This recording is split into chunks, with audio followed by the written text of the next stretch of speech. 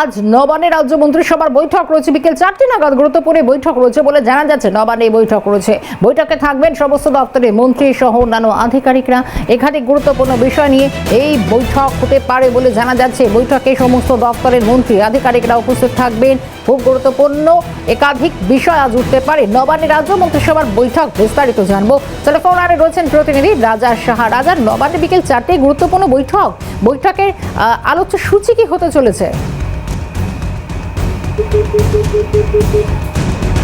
যোগাযোগ বিচ্ছিন্ন হয়ে গিয়েছে, পরবর্তীতে নজর থাকবে নবান্নে রাজ্য মন্ত্রিসভার বৈঠক। বিকেল 4টে নাগাদ এই বৈঠক রয়েছে বলে যেরকমটা জানা যাচ্ছে। ইতিমধ্যে বিভিন্ন দপ্তরের আধিকারিকরাও বৈঠকে থাকবেন। তবে আজকের বৈঠকে কোন কোন বিষয়গুলো উঠতে পারে, একাধিক গুরুত্বপূর্ণ বিষয় নিয়ে আলোচনা। নবান্নে গুরুত্বপূর্ণ বৈঠক রয়েছে আজ, মন্ত্রিসভার বৈঠক বিকেল 4টে নাগাদ বৈঠক। টেলিফোন লাইনে রয়েছেন আরও একবার আমাদের প্রতিনিধি রাজা রয়েছেন। রাজা, নবান্নে রাজ্য মন্ত্রিসভার আজ গুরুত্বপূর্ণ বৈঠক রয়েছে, বৈঠকে কি কি বিষয় উঠে আসতে পারে? খুব গুরুত্বপূর্ণ বৈঠক।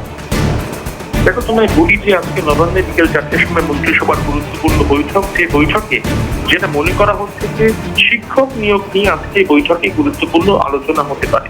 এবং একই সঙ্গে তোমাকে বলি যে উত্তরবঙ্গে এই মুহূর্তে ভয়ঙ্কর বন্যা পরিস্থিতি তৈরি হয়েছে।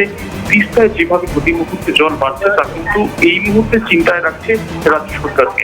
ফলত আগামী কি সতর্কতা দিতে হবে বন্যা পরিস্থিতিতে তা নিয়ে কিন্তু আজকে এই যে ক্যাবিনেট মিটিং সেখানে আলোচনা হতে পারে বলে মনে করা হচ্ছে। বিভিন্ন দপ্তরের মন্ত্রীরা ছাড়াও আজকে এই বৈঠকে উপস্থিত থাকবেন গুরুত্বপূর্ণ আধিকারিকরা। অর্থাৎ যেটা মনে করা হচ্ছে যে বন্যা নিয়ন্ত্রণ করতে যে কি কি সেফটি মেজার রাজ্য সরকার নিতে পারে তা নিয়ে কিন্তু আজকে গুরুত্বপূর্ণ আলোচনা হওয়ার সম্ভাবনা রয়েছে।